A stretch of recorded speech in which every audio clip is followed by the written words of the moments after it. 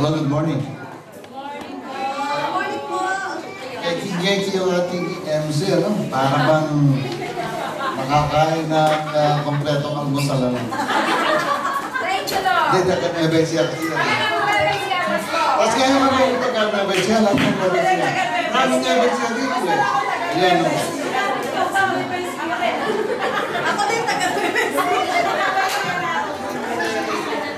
So, nais ko po, humapiyaw. Actually, may drawing yan. Ano ba yung drawing ng Amor Sulo?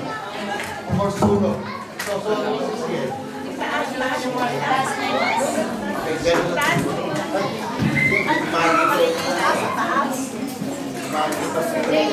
Hindi na, bakit na mga natutulog sa likod.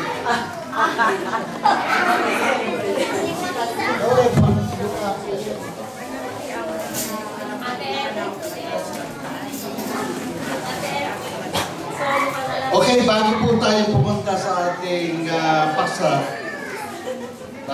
The Joy of Unity, ay nais ko pong hapiawan, sumandali, about grace, ano?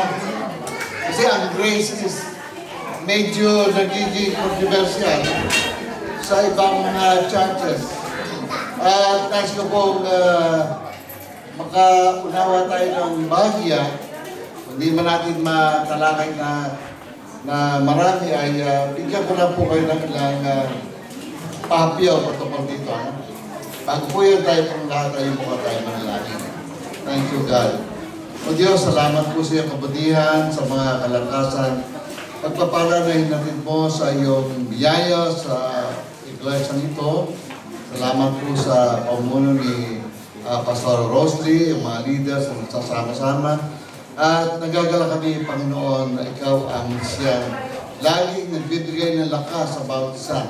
Kailangan po namin sa umagang ito, bigyan mo kami ng wisdom, kaalaman, karunungan, dumali po sa amin. At Panginoon Diyos, hayaan mo pong yung Holy Spirit mo is mag-hover patuloy sa lugar nito at tumanggap kami ng kaunawaan sa ngalan ni Jesus. Amen. Okay. Dalawa po yung papaksain ko sa mandali, ano? Sa Mount Grace, tapos bibigay ko po after noon yung aking paksa na tungkol doon sa binuran yung drawing ko, eh. Drawing pala rin. Sorry po. Hindi kayo makapaniwala gano'n ang ganda. Okay, ulitin na lang natin. Punta po tayo sa mandali doon sa first part ng ating... Akala dumi. Ayun! Akala ko drawing na yun. Okay, mamaya ko lang ulitin niya. May naman mga pinaghagandahan sa akin. Parang siya ang paman, ano? Okay, ipaksa po natin sa mandali yung grace and law and grace. Salamat kay Lord, wala na si Sister Grace sa law. Under grace na. Okay, punta natin yung John chapter 1 verse 14. Okay, sabi dito, at naging tao ang salita. Sino ba tinutukoy doon naging tao ang salita? Si Jesus. Kasi, sabi dito sa verse 1, kasi mula ang salita, at ang salita ay kasama ng Diyos, at ang salita ay Diyos. Okay, so maliwanag yun. Naging tao ang salita, at tumahang kasama namin. May tinutukoy doon si Juan. Kasama namin, nakita niya ang manifestation ng God the Son through Jesus Christ. At nakita namin ang kanyang kaluwalhatian. Kaluwalhatian gaya ng sa tanging anak ng Ama, puspos ng biyaya at katotohanan. Anong daw si Lord? Puspos ng biyaya at katotohanan. Kaya kung gusto niyo mapuno kayo talaga ng biyaya, na may totoong katotohanan, ang grace is katotohanan, ay makipag-isa tayo doon sa kadisan, or si Jesus Christ. Puspos yan ang biyaya. Paano sabihin ang puspos? Ito ba puspos? Puno. Hindi ano, hindi pa sa puspos. Ang ibig sabihin, kapag puspos, maagos. Maapaw. Yun, mga salitang Tagalog doon. So si Lord daw is puspos ng biyaya, ibig sabihin, yung puspos ng biyaya dumadaloy sa ating lahat. Yung biyaya ng Diyos. Ang biyaya ng Diyos ay hindi naghihirapan. Bakit? Nakakamit natin yon sa pamagitan ng ginawa ni Jesus Christ sa krus ng Kalbaryo. Madaling sabi, ang biyaya po is libre. Libre siya, no? Hindi nababayaran. Kasi may gumawa eh. Halimbawa, itong dalawa na to. May utang ito. Dini. Ako nagbayad nun. Binayaran ko. Saan ngayon mapupunta yung yung pasasalamat mo? Doon sa nagbayad. So, ganon, yung biyaya. Papasalamat ka doon sa nagbiyaya sa iyo. Ay, Jesus Christ. Okay, lipat tayo. Lumukso tayo ng verse 16 and 17. Mula sa kanyang kapuspusan, ay tumanggap tayong lahat. Ayan, tingnan nyo ha. Ano tinanggap natin? Biyaya na sinundan parang ibang biyaya. No. Kinapasin ba kayo?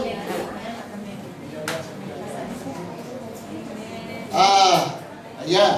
Nagsidating sa pamagitan sa 16. Nagsitanggap tayong lahat biyaya sa biyaya. Dito naman sa akin, biyaya na sinunod, parang ibang biyaya. Ibig sabihin, yung kung ikaw ay dating hirap na hirap at nagkaroon ka ngayon ng kasaganaan sa Panginoon, ano dinulot ng kasaganaan sa inyo yan? Nagkaroon ka ng kapayapaan. Nagkaroon ka marahil ng kagalingan. So, yun yung binabanggit na iba pang biyaya, nadala ng biyaya. Dahil doon sa kapuspusan o yung maagos na biyaya ng Panginoon, umagos kanino? Sa ating lahat. At sa ating lahat yun. Hindi sa isa lang. Kaya hindi ko pwede akilin na ikaw lang ang nagpala ng Diyos. Lahat tayo sumampalataya sa Panginoon ay binigyan niya ng biyaya. At puspos pang biyaya. O may iba pang biyaya na binigay ang Diyos sa'yo. Para bang sumulat ka sa asawa mo. At yung una, pinasasalamatan ko siya. At sa buwan na ito, hintayin mo yung papadala ko sa'yo.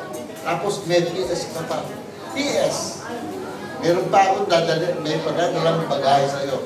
So ganun, yung style ng Panginoon sa atin, pagkatapos na tayo iligtas, may iba pang biyayang nakalaan para sa'yo. Hello. Alam niyo kahapon ay nakakadurog ng puso yung aming nakamit na kapapinan. Isa siyang nakakilala kay Lord at pagkatapos ay nakapag-asawa, tatlo ng anak niya. Ang nakapagtataka doon, yung bata, ang ganda-ganda ng bata, ang pogi-pogi, 3 taon na. Kaya lang, para na lang siyang manika kasi ang findings daw is yung utak niya, hindi lumalaki, lumiliit pa.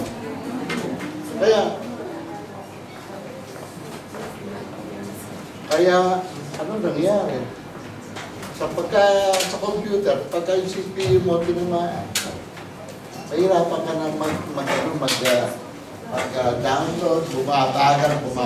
Ganun yung bata. Yung pag-receive niya ng senses niya is halos wala na.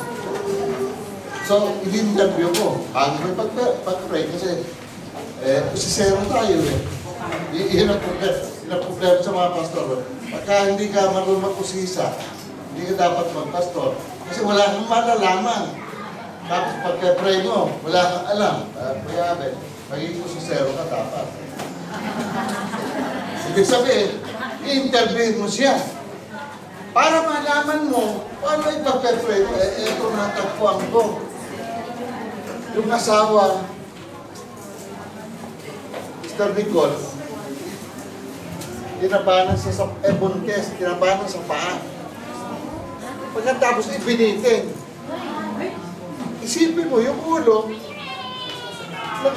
tinayo doon sa may buntes. Hindi mo nangyari doon sa bata.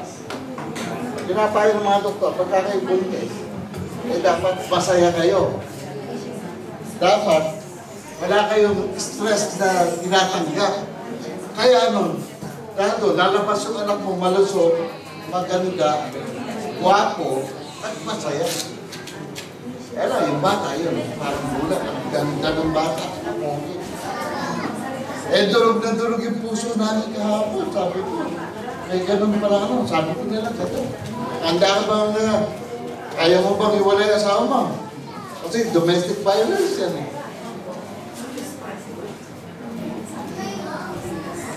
siguro pag dumating na siya sa ganung sitwasyon, ay saka siya mag-decide. Tinatadya ko nga sana kung saan ka lusot siya. Kasi dadalik ko kay mami.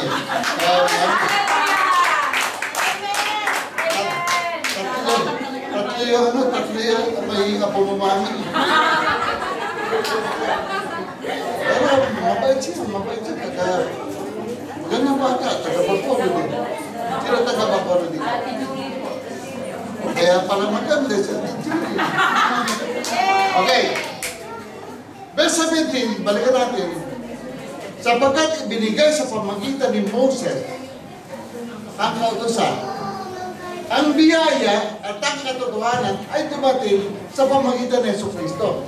Sa madaling sabi, sa kasaysayan ng Biblia, ang Old Testament going to New Testament, nung lumitaw si Lord, from Old Testament going to New Testament is under law.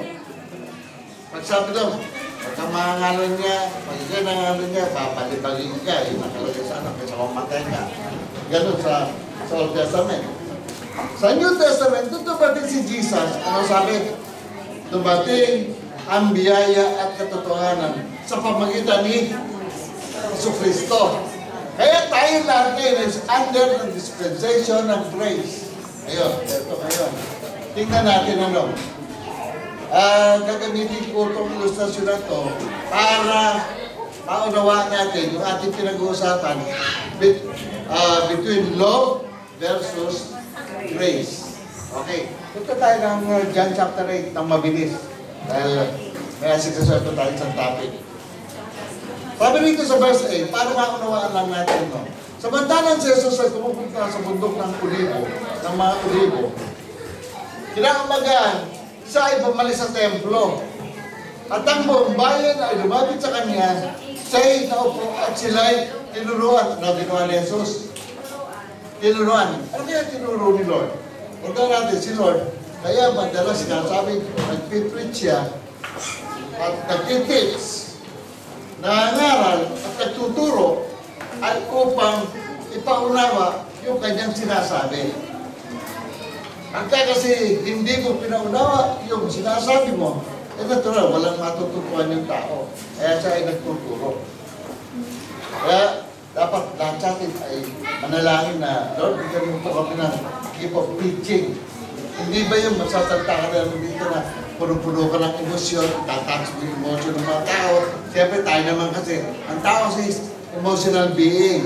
At napakadali natin umiyak, medyo matouch mo lang yung mga bahagi malulungkot ng tao. Iiyak na. Ngayon, akala niya ngayon, pag iyak niya, puspusyon naman niya po, Holy Spirit. After the pag-uwi niya, tapos nasalubong na naman niya mukha ng kasawa niya mapungay. Na wala na may kapuspusan na. So hindi yun hindi ganun kapuspusan. Sinasabi natin, pinag-uusapan natin, yung katuruan ni Jesus, hindi lang papasok sa ulo natin, lulunok yung puso natin, at sa salita ng ating bibig. ganun karunungan ang gusto natin makuha. Hindi lamang by emotion. Mahalaga emotion dahil sa kaakibat nito bilang human tayo. Pero dapat natin maunawaan, mahalagang maunawaan natin yung tinuturo.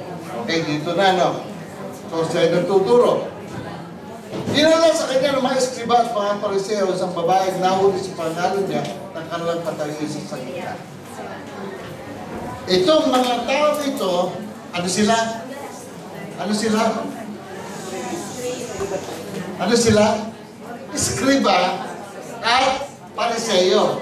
Pag sinabing eskriba at pariseo, alam nila yung kautusan. Ibig sabihin, yung mindset nila, yung takbo ng isip nila, nabubuhay sila saan? Sa kautusan. Hindi nila alam, doon dumating si Jesus, may dala si Jesus na ano? Biyaya. Yan. Kaya ganito, halimbawa, pasinin mo, yung katuruan ng nanay mo, at saka yung nadalaman mo ngayon, sabi mo, ano ang sinasabi mo? Eh nanay, nung pagpanahon ng hapon yan eh. Di ba gano'n? Siyempre, yung nanay natin, yun ang natutuwa nila. Yun ang papakaya sa atin. Anak, pagka nakita mo yung mga matatanda, ano dapat natin gawin? Magmano tayo, yung putanin yung buko. Gano'n. Yun ang katulad. Tapos, maging magalang ka. Gamitin mo yun. Yung po at saka opo. Yun ang matulong sa atin ng mga nanay natin na nabubuhay sa law or superstition. So itong mga eskriba at pariseo na to, nadala ang lumang kautusan, ano sabi nila? Ayon sa kautusan. Yun ang sabi nila. Ayon sa ating paniniwala. At talaga naman nakasulat sa banal na kasulatan sa lumang tipan na nagkahuli ka ng ano niya. Kasi, di ba, binigay ni Lord yun sa puutos. Sa puutos.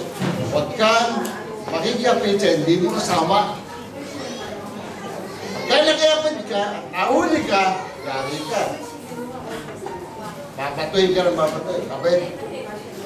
Mas gusto mo na siguro. Ikaw, parang ko si Ken. Para doon si Ken. Para si Ken ay magamit kayo kanyang reasoning power.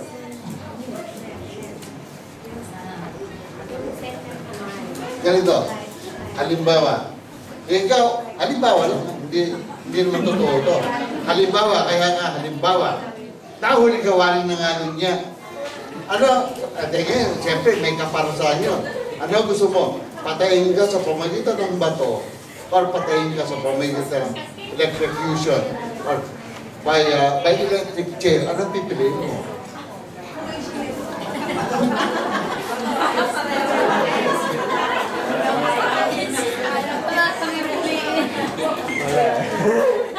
Ano ang nasasagot mo? Hindi, may maganda sa chair. Hindi kung kaya nga gusto kong magamit kayo kanyang isip eh. Electric chair. Electric. Kaya gusto mo mga ano niya ka parang sabihin lang ganito. Pastor, hindi lang po ang mga ano niya. Okay. Tama yun. Dito sa system natin ngayon is by electric chair para mabilis. Pero alam ba niyo, yung dala-dalang kaisipan ng mga eskriba na nabubuhay sa kautusan, kinakailangan banagpot ang may sala sa pamagitan ng pagbato. Tama yung sinasabi nila eh. Kaya lang, hindi na nakanawaan. Ando na doon nabating si Jesus Christ talaga yung biyaya. Eh, tingnan natin. Kaya dito maunawaan natin ngayon na habang pinag-aaralan natin, asaan kaya ako ngayon? Ako ba'y nasa law or nasa biyaya? Okay. Sa verse 4, sinabi nila, ibig sabihin nila, yung mga pariseo, sinabi sa kanya, kay Jesus, Guro, ahuli ang babae ito sa akto ng pangalan niya. Nako, parang face to face, huling sa akto. Verse 5, may ginawa pa pala sila dito. Dahil sa pangalan niya, ng kanilang patayin siya sa gitna, inalagay pa nila doon sa center yung babae. Ibig sabihin, talagang pinapatay na nila yung babae doon sa hiniyani. Kaya wala nang mukha yung babae. Baka yung mukha niya nakasakay na doon sa lupa. Or para sa sadako na yung buhay, gano'n. So sa verse 4, sinabi niya sa kanya, guro na huli ang babae ito sa ato ng pangalan niya. Verse 5, sa kautusan, kumbaga sabi, nahuli siya. Ayon sa kautusan, o ayon sa nasusulat, ay pinag-uutos sa amin, ni Moses. At sinabi, parang sa kanila, dinelegate ni Moses. Bakit? Kasi sila ang Skriba at Pariseo. They are the one authorized to interpret the law. Parang pulis. Hahanapan ka ng pagkakasala. Napatuhin ang ganyan. Ano ngayon ang iyong masasabi tungkol sa kanya? Ito na. Ano ngayon masasabi mo? O Jesus, ano masasabi mo? Sabi lang gano'n. Sa verse 6, ngunit ito'y kanilang sinasabi o sinabi kasi subukin upang sa kanya'y maiparatang sila. Subalit yung buko si Jesus at sinulat ang kanyang daliri sa lupa. May sinulat si Lord.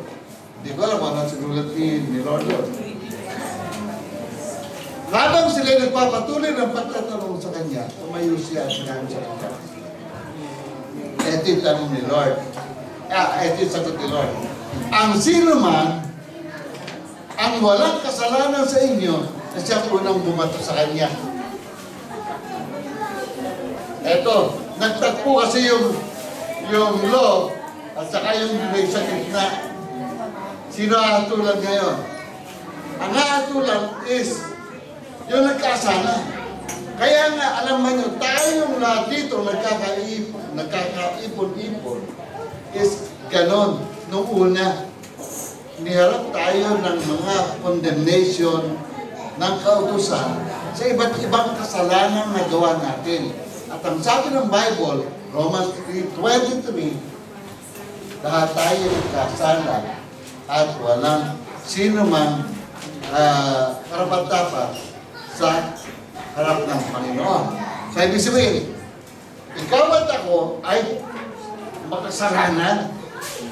Kaya, ayon sa kasulatan, ayon sa kautusan, dapat tayo mamatay lahat. Pero praise God, umakita si Jesus. Pansin ninyo, ano ang dala ng krus?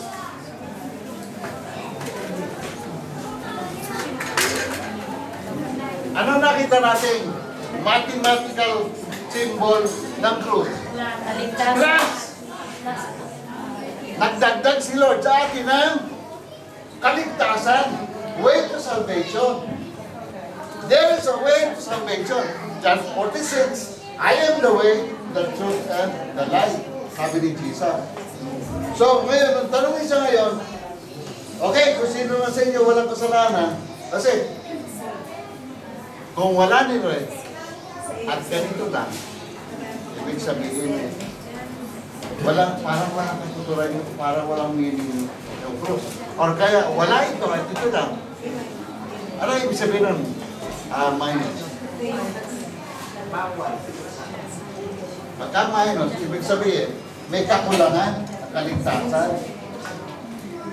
May kulang, pero hindi, plus yan. Ibig sabihin, in front ng plus is yung salvation ng buong sanlibutan. Now, sa verse 8, muli sa iyo mo at sinulat ang kanyang daliri sa lupa. Ilang beses sumulat dito? Dalawa na. Dalawang beses na sumulat sa lupa. Verse 9, ito'y kanilang marinig, isa silang umalis. Simula sa mga matatanda. At si Jesus ay naiwan ng isa at ang babaeng natayo sa gitna. Sino lang may iwan? Dalawa. Si Jesus at yung babae. I would like to interpret those, yung babae sa church. Isa lang may iwan dito. Si Jesus lang at yung church na pupunta sa kanya. Sino yun? Yung lahat ang nanampalataya kay Jesus. Yung lahat ng nagtiwala kay Jesus. Yun ang grace. At tumayo si Jesus sa sinabi sa kanya, babae, nasaan sila? Wala na bang isang battle sa iyo? Walang sino man, Panginoon, sinabi ni Jesus. Hindi rin kita katulan. Umayo ka na at mula ngayon, huwag ka nang magkasala, sabi ni Jesus.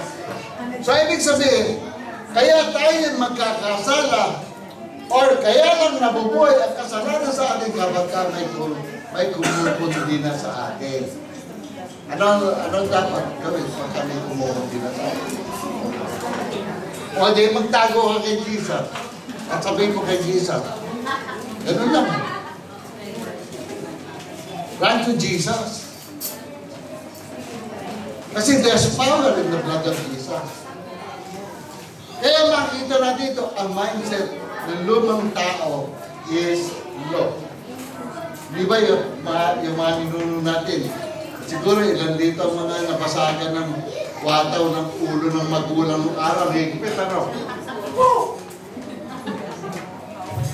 Ako yung tenga ko eh. Tataas ako mula sa lupa. Kaya yung tenga ko yung ang babagsik ka na. Natigman ko doon sa aking pagbarkada, dinaril ako ng father ko. Kasi dati sa pulis eh. Kaya gano'n kapansin. So, nakita natin, yung lumang tao is punong-puno ng law at kabagsikan. Now, ano ang grace natin ngayon mga magulang? Luunawa natin lahat ng bagay. Pagka, ibig sabihin, kapag ka sa ilalim ng grace, mayroon kang pag-unawa. Makinig muna tayo bago tayo magalit. Yun daw ang nasa ilalim ng biyaya. Hindi tayo hatol ng hatol. So, alam mo na ngayon, kaibahan ko, kaya meron ito, unawain ka at narirelate ko ito sa iyong buhay, sa iyong mga anak, you are living by pero pag ikay sungit, pag ikaw tapos you are living under. Tapos yung ba titilit mo? Uy, ito tama! You are living by law. Kasi ang grace is umuunawa ka kayo. Kasi sila kayo, pare-pareho na tayo nag-aaral ngayon. Ganun pala ang tawag ang grace. Umuunawa ang grace.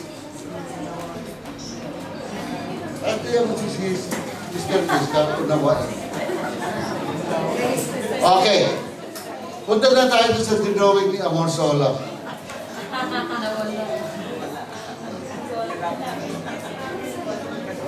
Pwede ko bang makayroon sa inyo na English, Tagalog version ng King James? Yung ang Tagalog ay napakahirap.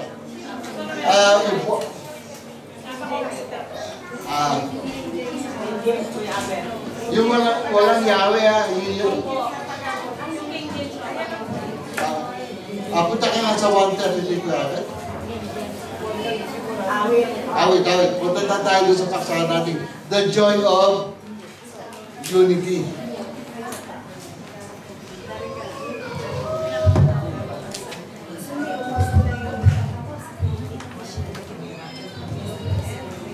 Okay. Magbukas po tayo sa awit 133.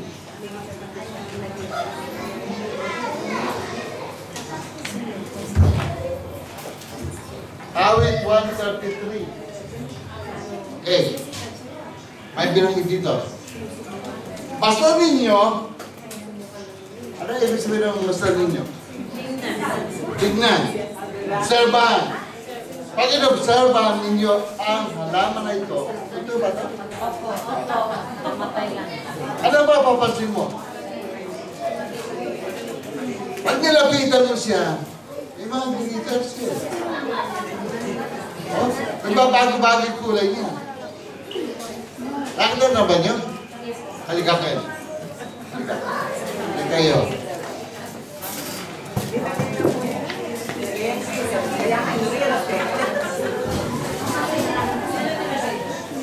Ano ba papansin mo doon sa bulaklak?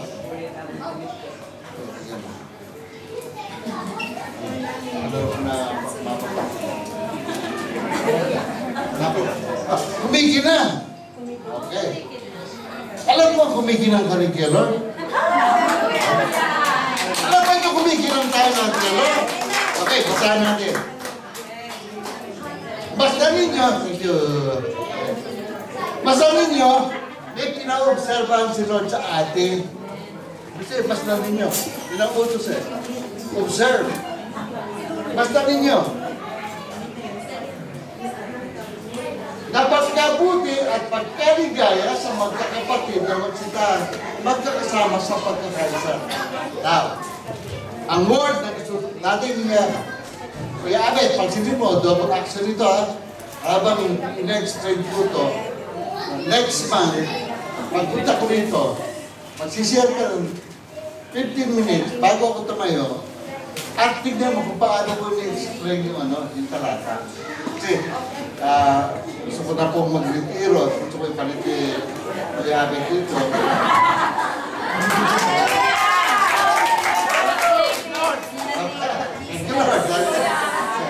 Ito ngayon, masdan means inobserbahan. Sinusuri. Kaya kung nga masdan, pag pinagmasdan mo isang bagay, masdan mo ang problema, kung makapasin mo, nakakit ko sa'yo. Sasakit ulo mo? Wala ka na gana kumain? Kala mo, utong mukha mo? Baka tumaas ang iyong blood pressure, blood sugar, or baka mag-menopause na naman. So, ganun pagka pinagmasdan mo sa bagay. Ngayon, dito, pinamamasdan ng Panginoon, yung group of believers, sabi. Kaya nakita mo mabuti, binubulay-bulay natin yung mga talata. So, dito ay, hanapin natin kayo kung ano yung pinamamasdan na yun. Sabi, ito yung mabuti. Basta ninyo na pagkabuti. Hinahanap ko yung word na pagkabuti. At ayon po sa Greek word, ang Greek word ng good, sa salitang Ingles ay ganito naman sa Grego. Ibig sabihin ng tobe. T-O-B-E. Ang ibig sabihin, ang kalugan niya ay pinapaburan. Pinaburan. Kasaganaan. Alam mo yun? Ano ba? Kinalulugdan. Kaya nga sabi ni Lord, nung baptism man si Jesus, ano sabi niya? Ito ang anak ko. Labis ko! Kinalulugdan. So, ibig sabihin, good si Jesus sa mata ng kanyang Father. And then, pinapahalagahan. Natutuwa ang Panginoon kapag tayo ay nagkakaisa. And then, yung pangalawang word na sinabi niya is pagkaligaya. Sa English ay pleasant. Ang ibig sabihin naman sa Grego ay, ang Greek word na salita ay nauen. Nauen. Nauen. N-A-W-W-E-N. Ang kaulugan ay nakakagalat o nakakaakit. Ganun daw tayo pagka tayo ay nagkakasama-sama. Ngayon, sino yung tinutukoy dito ng sons? Sino? Yung magkakapatid, tayo daw yun. Eh, bakit tayo magkakapatid? Di sa matatay natin. Hindi naman yun. Naging magkakapatid tayo dahil kay Kristo. So, yun ang tinutukoy na dapat ay may unity. Dapat ay magkakasama. So, tumutukoy ito sa isang pananampalataya na magkakapatid na isa ang kalang puso at saka kaisipan. And then, ang nakakatuwa rito, yung sinabi niya na magkakasama sa pagkakaisa. Isang layunin, isang puso, at maraming nagagawa ang nagkakaisa sa Panginoon.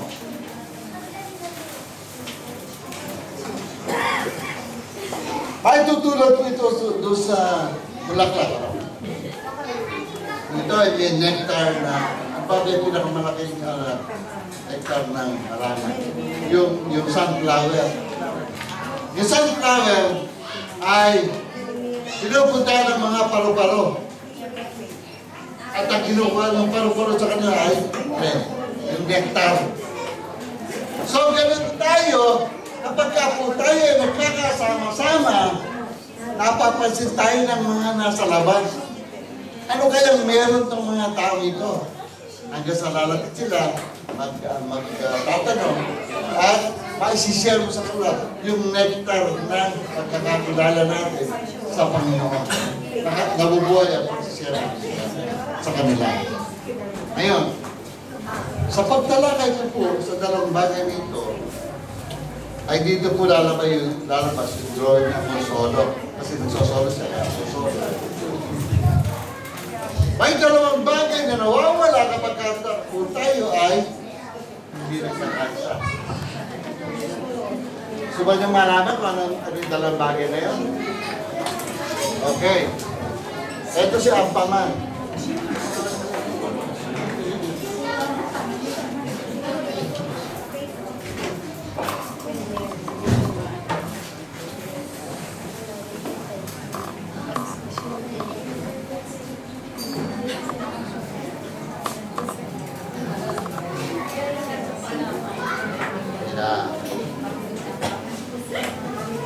Basahin natin yung verse 2.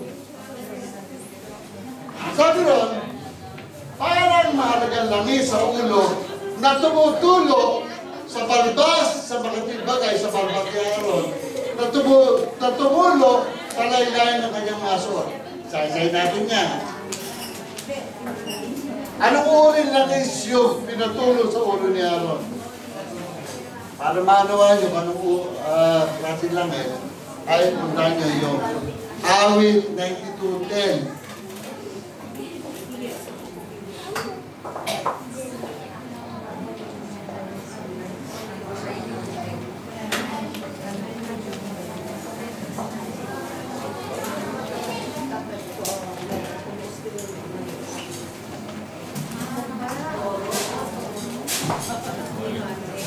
Ano na po?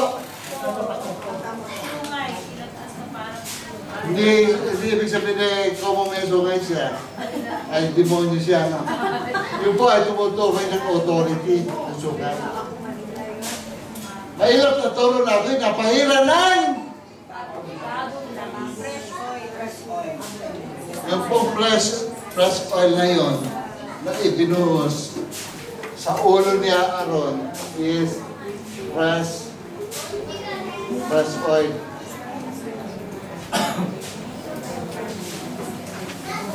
Fresh oil. Ibinuhos sa ulo ni Aaron. Tapos, itong oil na to, sabi ron, ay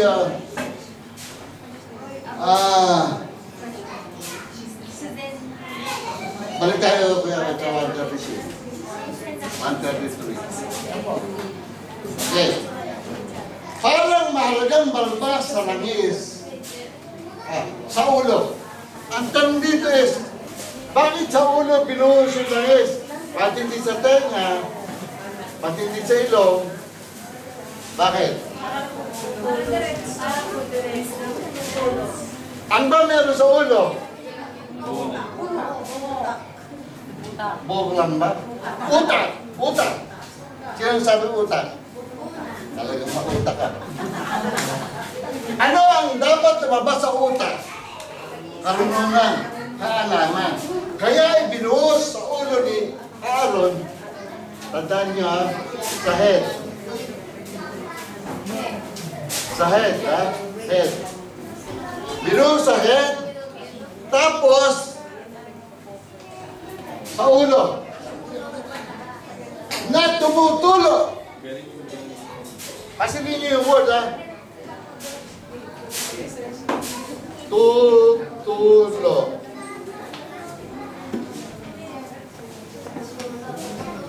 Tumulo.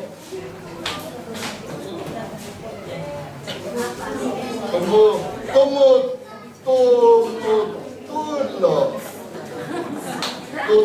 tumutulo. Tutulo. Tutulo. Ano pa? Ano? Nalilito ako eh. Ano ang past tense? Tumulo. Yan. Tumulo, past tense yun. Tumutulo, present. Tutulo, future. Diba? Tama ba yan? Tama ba? Okay. Ang sabi nito, na tumutulo sa balbas. Ibig sabihin, yung langis ay patuloy na tumutulo. Nakuha ba niyo? Ibig sabihin, yung oil of anointing na binuhos ng Panginoon sa ulo ng head ay patuloy na tumutulo. Hindi sinabing tutulo. Hindi rin sinabing tumulo. Kundi ito ay patuloy na tumutulo. Kaya ito ay para lang saan? Para lang saan yan? Para saan yan? Para lang saan? Balikan niyo. Tingnan niyo yung Bible niyo. Para kanino yan? Para kanino yan? Hindi. Tama. Sino ba? Kanino ba yung pinoproject? Sino ba? Si Aaron. Kaya Aaron. Sino ba si Aaron? Aaron is the head Levites. Siya ang head Levites priest. Head siya ng Levites priest. Okay. Siya ang head. Nakuha mo kaya agad. Pag-uwi mo, ha? Kaya ang ibig sabihin, ito yung continuous flow of anointing rests upon the head of the leader. Of anointing. Kasi ang ginamit sa word is tumutulo. Ito, tumutulo. Present. Present eh. Kaya dapat sa isang leader, kaya nga si Jesus, pinutalo din tayo. Walang nabay sa pagtuturo. Ipasok nyo ito mabuti sa ulo nyo sapagkat ito po ay may katotohanan sa flow of leadership, sa flow ng leadership. Okay, ready na ba kayo? So, continuous yung tulo ng langis doon sa ulo ni Aaron. Tanggalin ko ito. Okay. Ang salita doon. Kasi kinakailangan natin, pinagbubulay-bulay natin salita eh.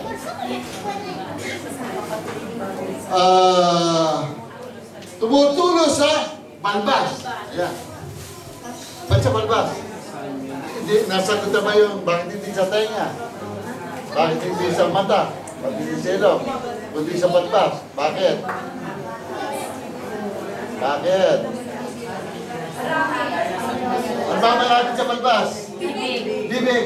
Ano ang dapat lumabas sa bibig?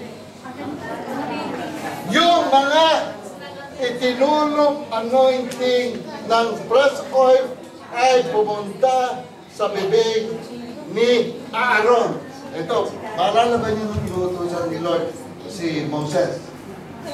Sabi ni Moses, huwag na po ako utusan niyo kasi bulol ako. Pagkalit sa si Lord. Aaron is a good speaker. Put Aaron, sabi niya. Ilagay mo si Aaron sapagkat pahusay siyang magsalita. Why? Eh, may press pa sa Aaron. Kaya dapat yung leader ay may press oil para yung kanyang mga sinasabi ay magkaroon ng lasa. Wisdom and knowledge shall flow upon the lips of the... Nakuha niyo na ngayon kung bakit sa balbas. Okay.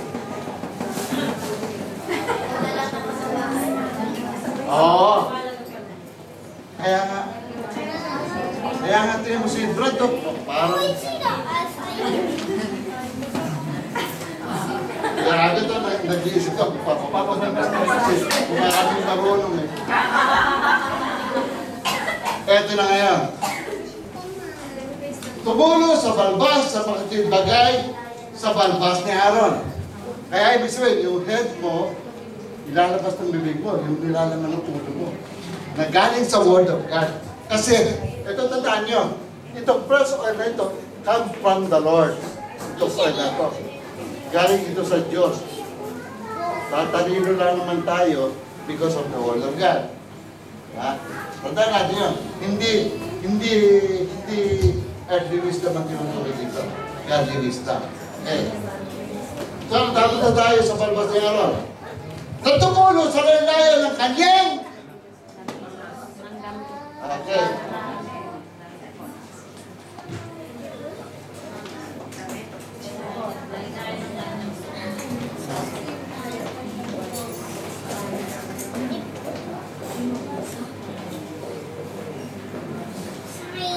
Saan tumulo yung kanyang ano? Yung kanyang suot. Okay. Tumulo itong oil, precious oil, sa mga laylayan. Saan daw? Take note, ano?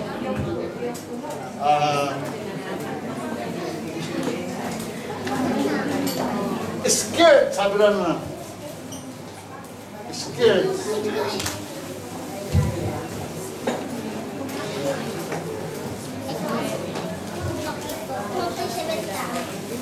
Ito yung skirts.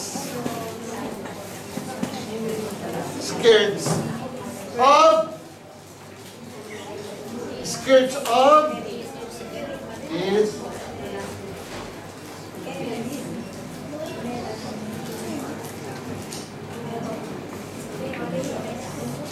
ano napansin nyo?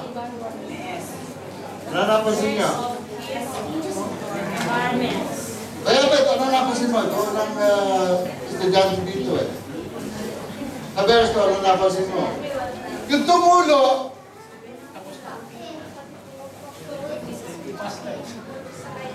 tama ba yan? Tumulo. Dito, tumutulo. Dito is tumulo. Oh. Nakalang lang dito yung mga oil. Saan sa tumulo? Saan sa tumulo? Sa banga. Laylayan. Maraming suot si Aaron. Maraming suot si Aaron. Ano sumisimbolo nito? Kaya nga skirts of his garments. May S. Sa ano tinutok? With the head leader. Ano yung mga laylayan dito? Mga members!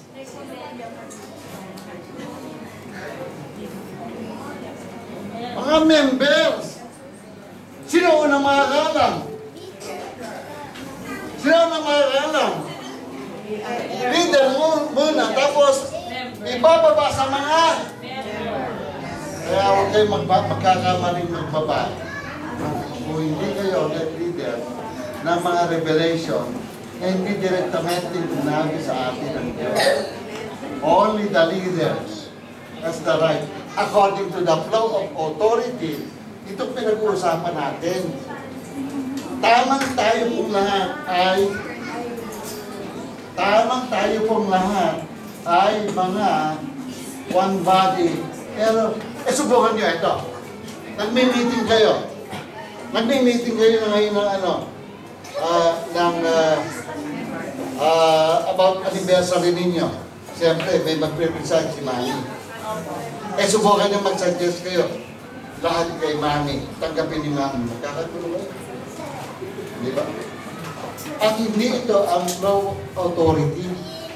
Nang si Jesus ay ibinubuo niya yung 12 disciples. Hindi lahat ay kinuha niya, di ba?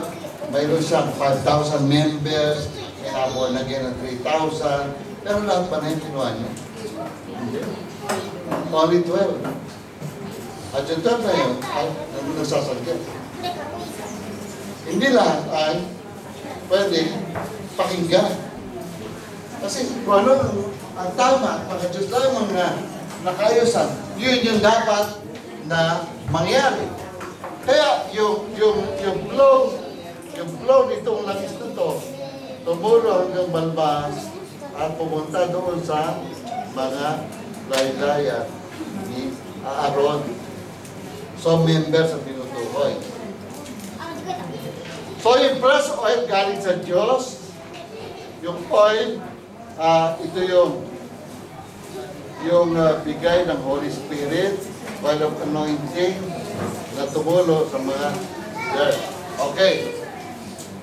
Meron pa parang tumulo sa laylayan ng kanyang mga suot. So, ibig sabihin, kasi ninyo, ginanit yung mga suot makapal Hindi sinabi sa kanyang suot. Kaya ito, usapin ito ay tumutukoy between leader and members. Punta natin sa pa. Verse. Tingnan niyo, pagkakaparehat dito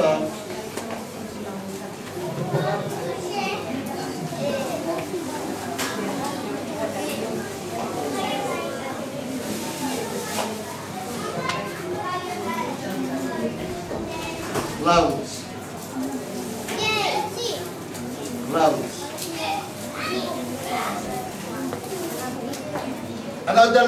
Ano dala nung verse 2 ng Psalm 136? Ang dala niya is anointing. Anointing. Yan ang dala nito. Nung oil na ito is anointing. Sabihin nyo nga, anointing. Anointing. Anointing ka ba ngayon? Anointed ka ba ngayon? Amen. Yun ang sabi. Ang ibig sabihin ng anointing, hindi mo kayang gawin, nagagawa mo. Yung naiiyak ang kanina ko, kaya parang mamamatay ako. Naiiyak ako. Hindi ko man takot nga Sabi mo lang hindi totoo yun. Okay. Punta tayo sa verse 3. Ito yung verse 2, ano? Ito yung verse 3. Yan natin yung pagkakano. Yung kanilang similarities.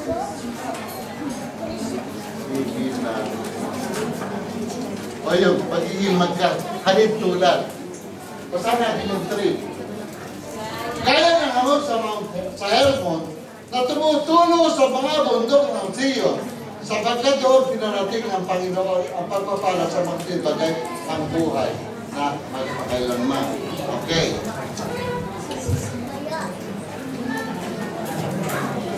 Ang una natin titingnan dito ay yung Mount Hermon.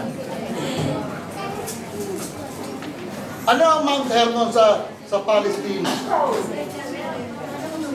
Ang Mount Hermon sa Palestina, pag tinignan po natin sa Google, ang tawag sa kanya is King of the Mountains. Hari siya ng mga bundok. So, kaya dahil siya hari ng mga bundok, laging basa ng yelo ang kanyang tuktok. Alam mo niyan?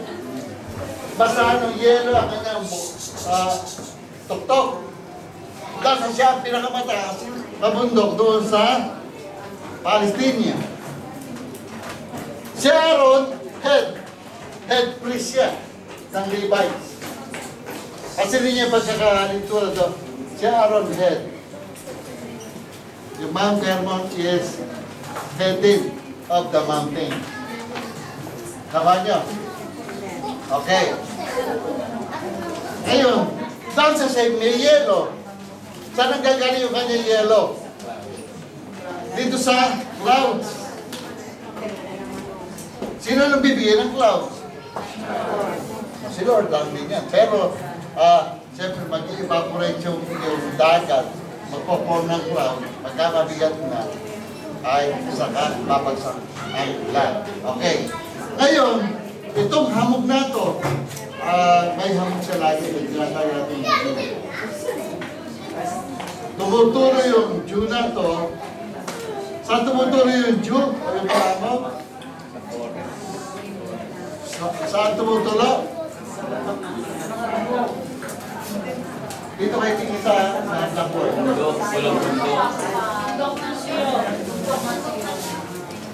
Saan? Sa mga bundok ng Sion. Yan. Pansinin nyo, sa mga laylayan ni Aaron. Ibig sabihin, magkabuka yung laylayan or garments ni Aaron sa mga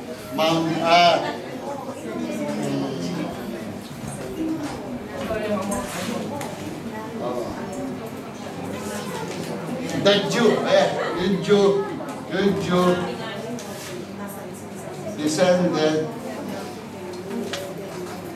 descended or upon the mountain mountains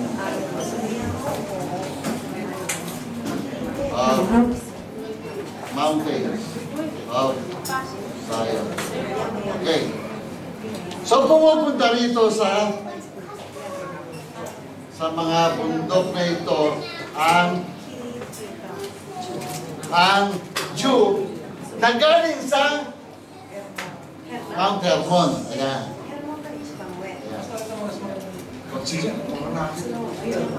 Ayan, ayan. Yan ang Mount Hermon. Meron siyang mga snow. Lagi siyang mga snow. Kaya pasin niyo, mas mataas siya kaysa doon sa mga bundok ng Sion. Ito, balikan mo nga sandali. Sino ba naman? Balik na rin natin para maulawa natin. Halimbawa, para magawa nito. Sino ba nagkakuha dito? Sino ba sino?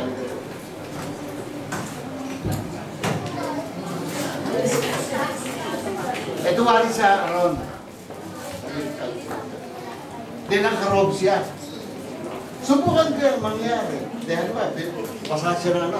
Oy, pasasya na ko. Dahil puno-puno na. Siyempre, pagka-puno-puno, maano doon sa laylayan niya. Halimbawa, balik na rin natin. Yung kayang laylayan ng ibasahan niya doon sa ulo niya. Pwede ba? Hindi pwede. Bakit? Unang-unang malilisan siya. Makikita yung kahubaran niya. In short, hindi po pwedeng mangunang member sa leader para lalabas ang kahiliyan ng church. Nakuha niyo ba ang growth ng authority? Kaya hindi po pwede. Ganun talaga mami ang leadership. Okay. Ganun din naman, dito, hindi po pwede itong hamog ng Zion nasa bumasa doon sa Mount Hermon. Siya mataas eh. Designated yan sa law na ang Mount Hermon ang siyang mataas doon sa mga bundok ng Zion. Okay. Meron magandang bilang ito. Pero balikan sa kaya, ikaw nyo na lang, ilagay sa utak nyo yung Zion, matapos sa mga Ay, Ilocano, mataas doon sa Mount Zion. Okay. Sapagkat doon, dinarating siya ng parating. Ang Panginoon. Nang ano pinarating ni Lord dito? Sa English, ano?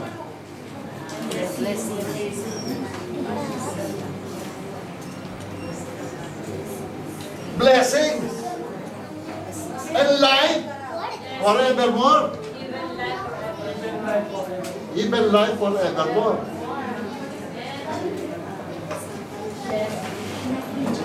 Okay. Kanina binanggit natin ano?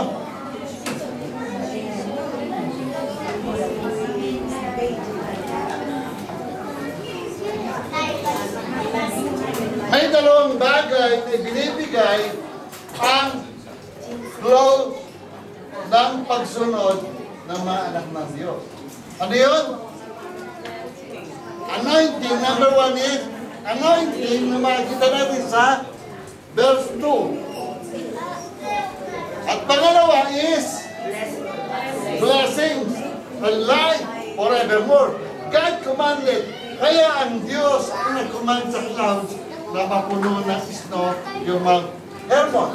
Ang Diyos din ang nag-command ng anointing oil, precious oil, sa ulo ni Aaron na dumari sa mga laylayan niya. Ngayon, pansinin mo, kapag tayo po ay naging matigas sa ulo, tanggalin natin ito. Hindi, kasi siyempre, kung minsan problemado tayo at naiinis tayo sa leader, ano nawala dito? Anointing. Yung dati maganda mong kumanta dahil matigas sa ulo mo, pangit yung boses mo. Ang yayari yan. Tapos, dito, tanggalin natin yung ano, yung dew o yung hamog. Ano naputol? Blessing! Hirap na hirap ka na hindi mapagkasya yung mga kita kasi nawala yung blessing. Ganun kahalaga ang pagsunod. Naman niyo ba? Baka hindi. Okay. So sa madaling sabi mga kapatid, yun ang dalawang dala. Kaya tignan nyo, pagka mayroon tayong anointing at lagi tayo may blessing, ano dala nito sa church? Multiplication.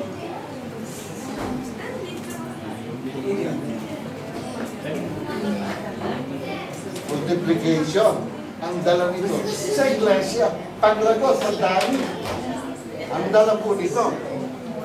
Ngayon, bakit yung iba hindi ma-maintain ito? Ito po ang problema. Kaya hindi ma-maintain ang paglago na iglesia kasi natatakot yung leader. Saan? Sa division. At yun ang galbo. Ayan. Paghiwalay ko yung dalang problema. Ano pa? Division. Ito po ang kaayusan ng dapat nangyari. I-divide mo ang church at lahat ng mga leaders ay gawin mo bundok, mga bundok. In that case, lahat ng lumalagong leader dito, meron na silang responsibility na harating ng mga buhay. Ano ba? Ito yun ako. Ay nangarap ko yung nasa siya sa mga. Pagka ako, nagkakaroon ng dalawang, hindi man kami. Nagkakapo ko ng apat, isang na kami. Kami mag-sana dito sa Genesis na lang, mga kasama. At lagi ko pinagkakaroon, because it's a godly man. Pag hinayaan mo sila, na pati ang kanilang kabubuhay, manggaling saan, baka mamatay kayo mag-sana. Ganon din sa church, kapag ka si Loren ay tumayo, dapat nakalimapunta si Loren. Hallelujah! Dapat, yun ang dapat eh. ito ang dahilan kung bakit hindi lumalago ang maraming church. Maraming hindi ayaw pawalan. Ayaw. Pinapawalan daw. Kaya lang ayaw nagkatama. Kasi ganito, alam niyo kung bakit. Pag gumalit si Ate Dulce at tatay si Ate Rose, magbabanggaan mo ka ng ano. Hindi, nasa law tayo. Hindi, sabi nyo, hindi, mas masarap yung grace. Maglalaban-laban mga doktrina niya. So, magagawa ng imani pagka marami sa limang leaders. Ang ilabas at Kutsi. Wow, limang church. Alam po ba niyo sa Nigata, natatapos lang po namin ang Lavisha Church. Now, they are going to Koige. So, they are going to Koige. Para po, bukas na naman isang church. Temo, ang mga nandatang po sila doon is, ang leader doon is, I think, Kapagdal. Bawasan yan. Bawasan. Medyo 40 na natin. Tapos, doon leader, ba't di mo sinisal ngayon? Naitayo niya ni God ang Sibata. At ang Sibata po is going to Murakami. Pagka natayo yung Murakami, meron po siya sa leader na nakalaan doon. Kaya mga kapatid, isip-isip kayo. Kasi bukas mahalawa, pagtayo ni Pastora Eli, pagtayo ni Pastora Dulce, pagtayo ni Pastora Rosa, pagtayo ni Pastora Cynthia, pagtayo ni Pastor Abed. Amen!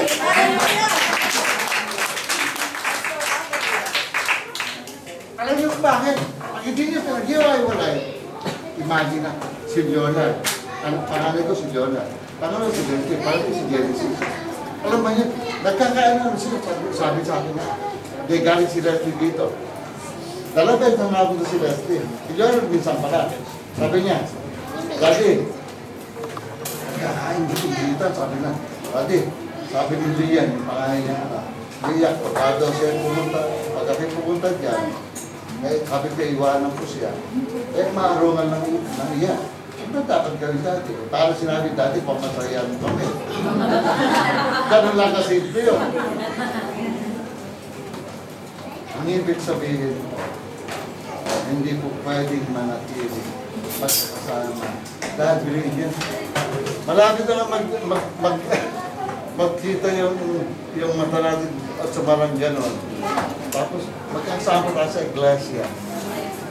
Alam mo siya, Tibet, Ate Connie, Ate Divine, eh sa kakabukos ako lang sa akin. Ito ba talaga dapat pwede na mag-iwala? Ano yung tatandaan ninyo? Nakakasawa kayo, tingnan. Mag-iwala na kayo. Pwede kong, sa kagaganon ko, tatayo, kita ko si Gaya. Mga kapatid, 2010 o 2002 ako nandito sa Tokyo. And still, magkakasama pa rin kayo. What are you waiting for? Another Christmas in your life na kayo ay gaganong-ganon na.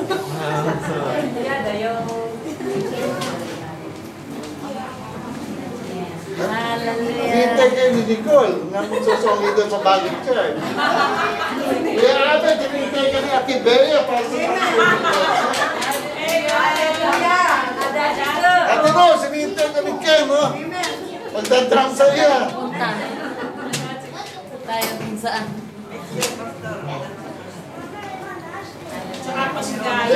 Alam mo niyo, malapit na ako. Malapit na actually ako doon sa goal ko eh. So, okay naman din dito, di ba? 10 yung church, kabawasan ng 2 dahil, hey, Lord, sabi ko, aba, hindi ako karapat-dapat dito. Dahil 10 nabawasan pang 2. Nag-bounce. Naging 11 na ngayon. Nasabi ko, Lord, give me 20 churches. Eh, isa na lang. Kahit isa na lang hinihintay ko. Makapagre-retiro na ako. One more chance. Sino kaya magbibigay sa akin? 20 anak ko. Lola, what are you waiting for, Iha? Ikaw, hindi na kayo pinigil-pinigil. Natawag ka. Ikaw kaya ang mapalad na magbibigay na 20 church sa J. Amen! Hallelujah. Ako gaya. Ako gaya. Baka gaya-gaya lahat ito. Move on. Hindi, sabihin mo kay ano, kay Sister Yoli. Hindi nakikinig ko. Hindi kasi ito nakikinig. Tumayo na kayo. Yun ay katalawampung iglesia na magbibigay ng JCOB. I-bless natin yun. Kasi maghahanda tayo. Sino ba nag-aalaga dito mamoy? At maglitsyon lang tayo. Hindi. Kasi ang ibig sabihin nun, fulfillment ng aking hiniling sa Panginoon. Magsisix dito pala kami ay 3 years ago. Para ibigay ko yung, para yung ibigay ko kay Pastor Adner, yung, kaya amin, bago ba na ako magpamahinga dito, iyan mo mga sa iglesia. Huwag iglesia ni Palapo. Lalo hindi iglesia ni Batman. Sa mga kapatid. Maghamunan tayo. Kasi, malaman nyo, naparin natin Grace eh. Saraya magkasawa na to. Nung mapag tayo. Amen. Itong 2012, bigyan ko lang kayo ng feedback. Alam ba nyo,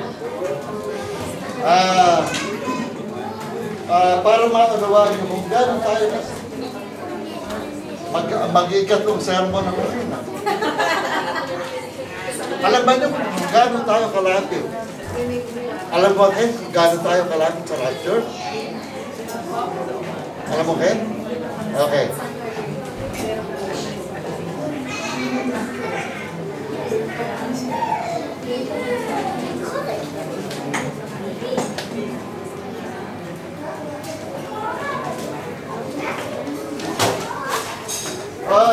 Iwanan po yan.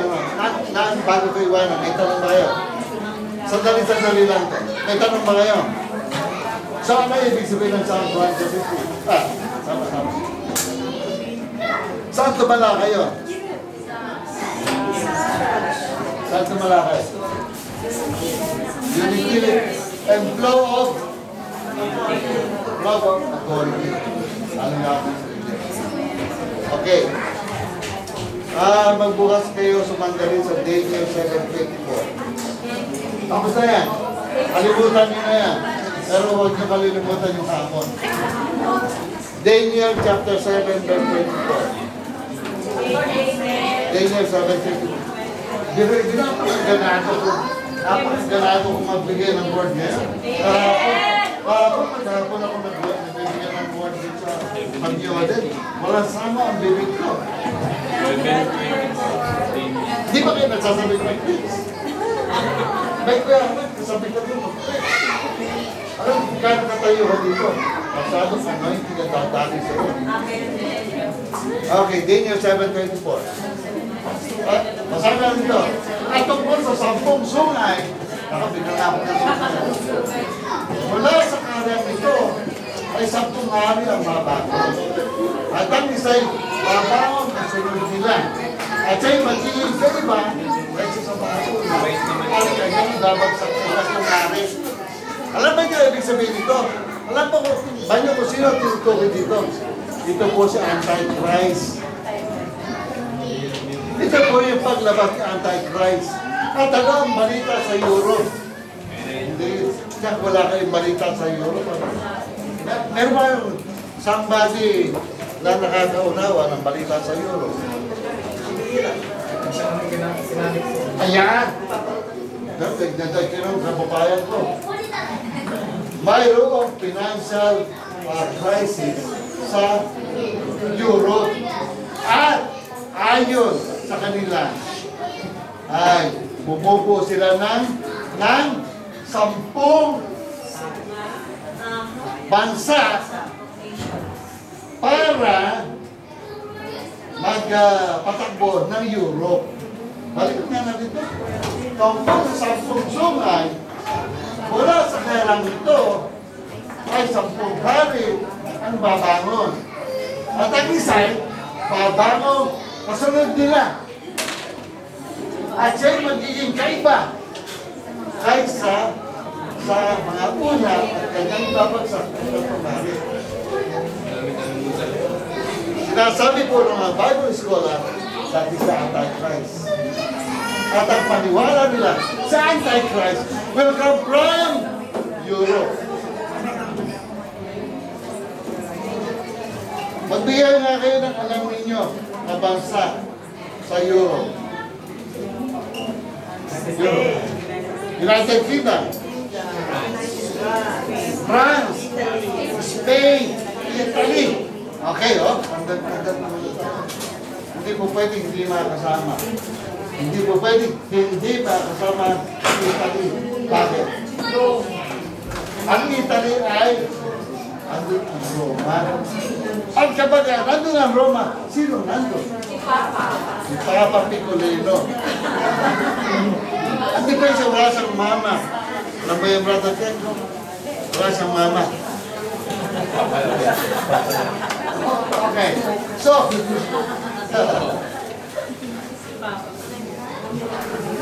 dahil po dito, pwede rin natin i-connect ito.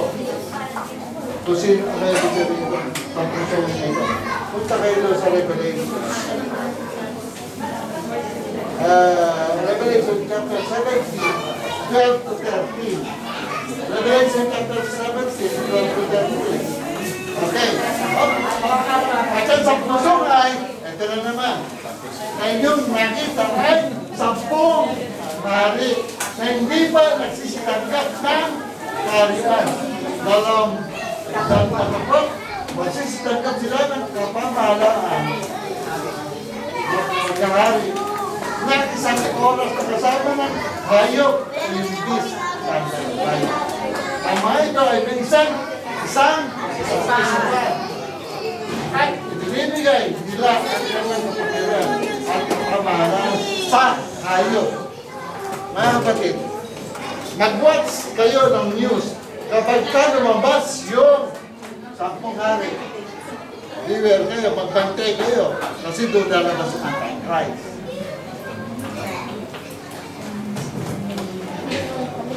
Magbantay kayo doon.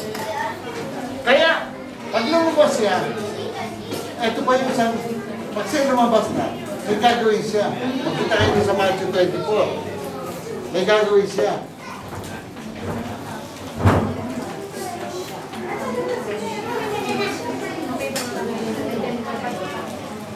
Sa verse 15, Matthew 24:15.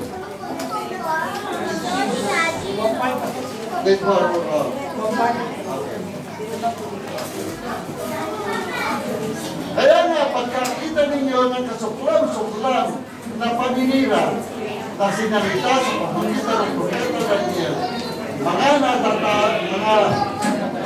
natatayo sa darang balat, unawain dito ng bumabasa. Kasi, yung Antichrist, pag siya'y natayo, uupo sa saan? Sa Jerusalem. Ang Jerusalem po ngayon is considered as walang nagmamay-ari na hindi ko lang sabi tingnan. Pero actually, ito po ay City of David. So, doon pupunta sa Antichrist. Alam ba nyo na ang mga Israelita ay hindi kilala pa si Jesus? Agad yan, alam mo ba yan? Na yung mga Israelita hindi pa kinikilala si Jesus. Ano sasabihin sa kanila? Dahil sa hindi nila kinikilala si Jesus, nalaman na ba yung sikreto? Dahil sa hindi nila kinikilala si Jesus, pag upo Antichrist, Sister Yoli, pag upo ni Antichrist, doon sa hindi niya dapat upuan, mapagkakamalan siya ng Israel na siya ang Messiah. Pero iba siya, hindi siya Messiah, Messiah lang siya. Hello? Get me? Okay. So, join the toilet, ano? Alas 2 na kaya walang ngayon. So, bago mangyari yun, ito may babantay naman kayong balita. Bantayan ninyo sapagkat pag nangyari na yung third temple, yung third temple, ibig sabihin, i-ready muna yun para upuan ang Antichrist na panling lang sa mga hindi kumingkla na kay Kristo. Nakuha mo yung Ate Nicole. Okay. Kinakailangan muna matapos yung third temple. Ito yung background. Yung first temple, sinira na ang dami, Babylonia. The second temple, sinira ng Romans. Kaya until now, walang temple sa Israel. Pero kinakailangan siyang matayo. Bakit? Kasi hindi mo ito pwede yung sinasabi ng kasulatan sa Matthew 24:15. Obligado matayo muna ang temple para upuan nung at nakita nyo nagtatakigan dito ng kasulatan.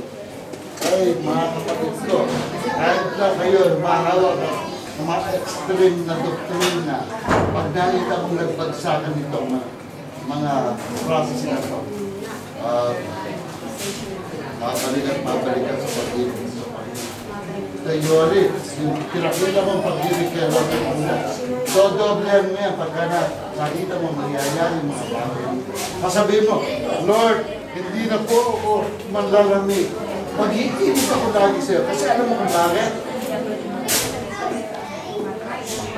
We know that rapture will coming. Mag-umpisa ng kapatid.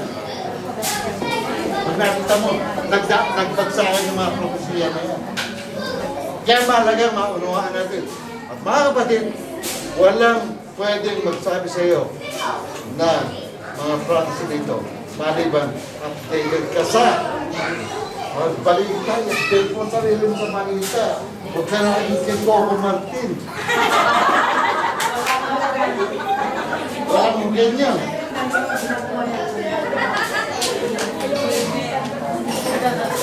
Bumalik kayo sa knowledge of God. So, I hope you enjoy your pakikinig sa umaga ito. Tayo po natin tumayo. Thank you, Jesus. Mag-intay po kayo ng susunod na kabanata at Kuya Abed bago pag-uwi dito. Kuya Abed, manalayan ka lang lagi. Magkisar ka sa puso mo.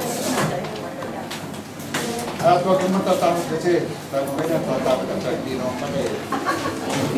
Hindi ka nga mapigil kami eh. Kala ko eh, kukunin mo yung pesto ko eh. So, nagpapasalamat ako na sa inyo ang hamon ba? Kung kayo dyan, daluyan ang hamon na natin. Maganda po yun. Ayaw natin bawat gamitin ang Panginoon.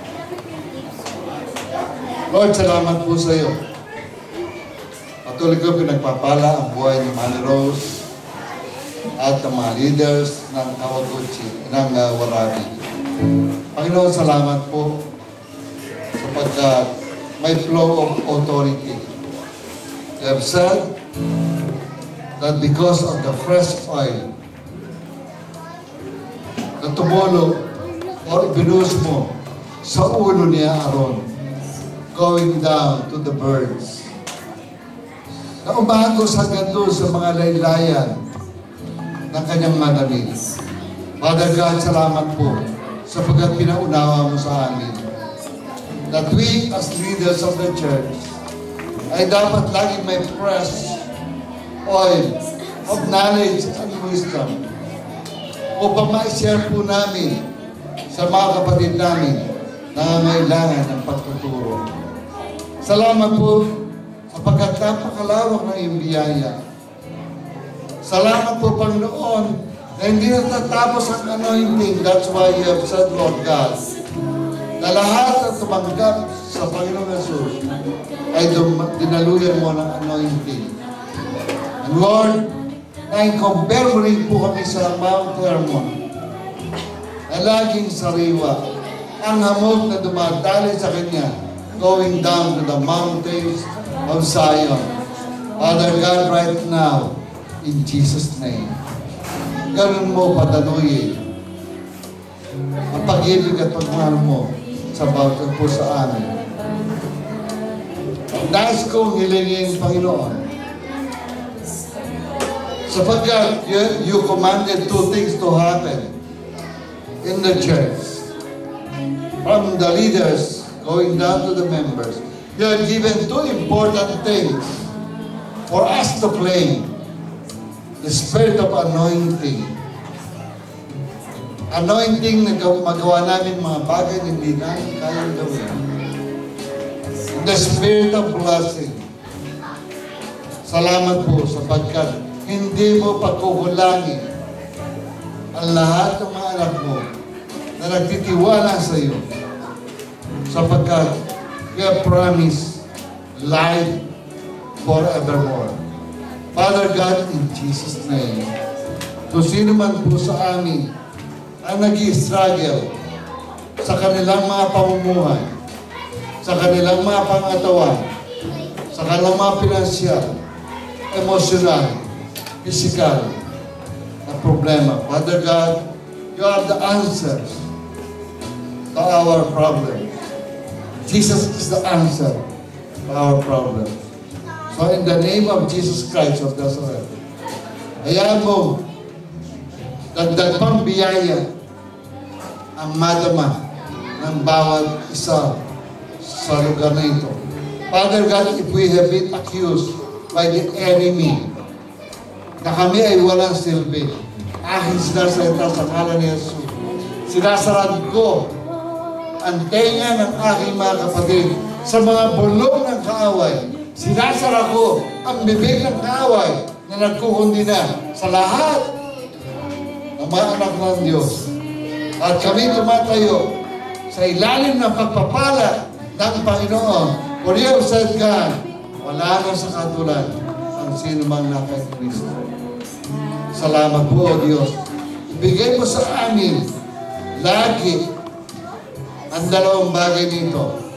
Ang blessing and anointing sa bawat isang nangangailangan, Father God. Salamat po, Diyos. Bigyan mo, umakin ang daan na mag-multiply ang waragi because we are your people. Salamat po, Ama. Sa ngalan ni Jesus, nagin po natin ang katagumpayan, ang kapangyarihan ng iyong salita. Tumaloy sa bawat isa sa ngalan ni Jesus. Amen. Thank you, Lord. Hallelujah.